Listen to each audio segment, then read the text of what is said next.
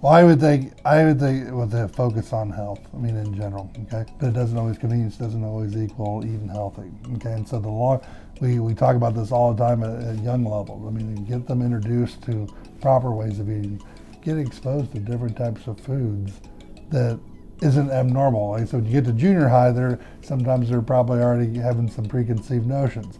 But if you introduce it at an earlier age and that's all they know, then that to me is going to build lifelong habits.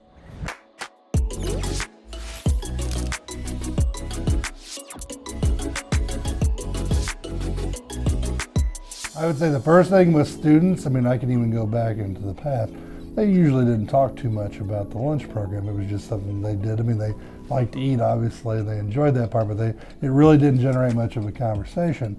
And I've noticed that this year, even at the beginning, they didn't really understand what it was. But the more that they've learned, the more that it's been promoted within the building, and the different people doing different things, and then the different foods that they're trying has been more and more conversations have begun where they start asking about it and what was involved, and I know that they have continuously gotten more excited as the years gone along.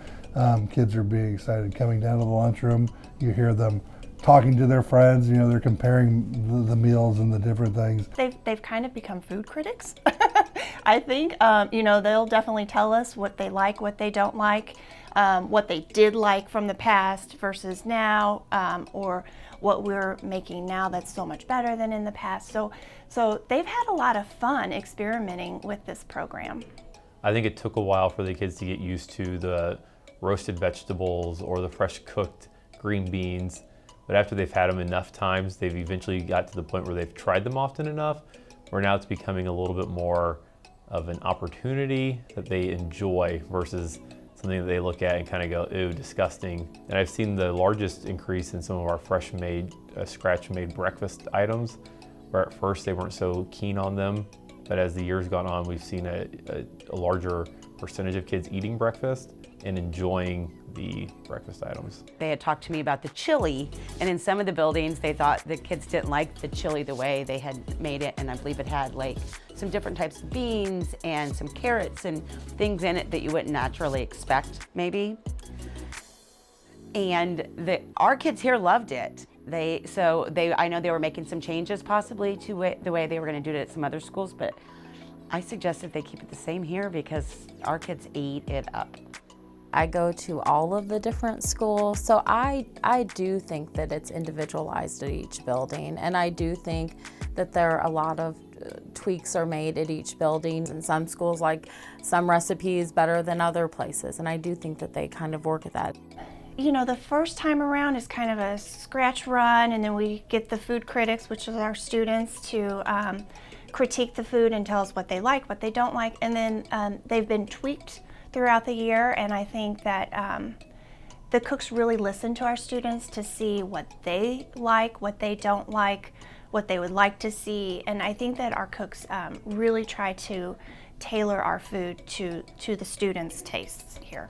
I think what we've learned is that we are taking people who truly love our kids, but they have not necessarily had the kitchen skill set to work with prepping food for 260 or 300 kids on a daily basis. So I think it's just everybody honing their skills, becoming more comfortable, and as we've developed those skills and we've honed those skills, everybody's getting more comfortable, and we're now seeing less and less bumps with prep times or getting meals out on time. It's just taking time for everybody to become more comfortable. The cooks have really worked hard.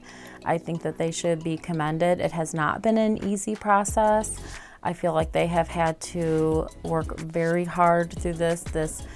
They have put a lot of time and effort into it, and they have done a really great job, and I think that they should be applauded over and over for what they have done. Why do we bother with scratch cooking? And I think the main focus is this is not a one-year initiative. It's not a 2-year initiative.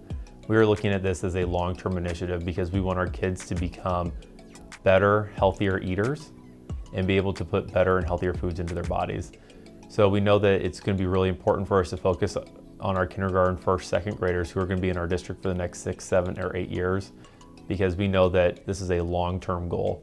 So as a district, we have decided that we believe it's best for our kids to have fresh, scratch cooked meals.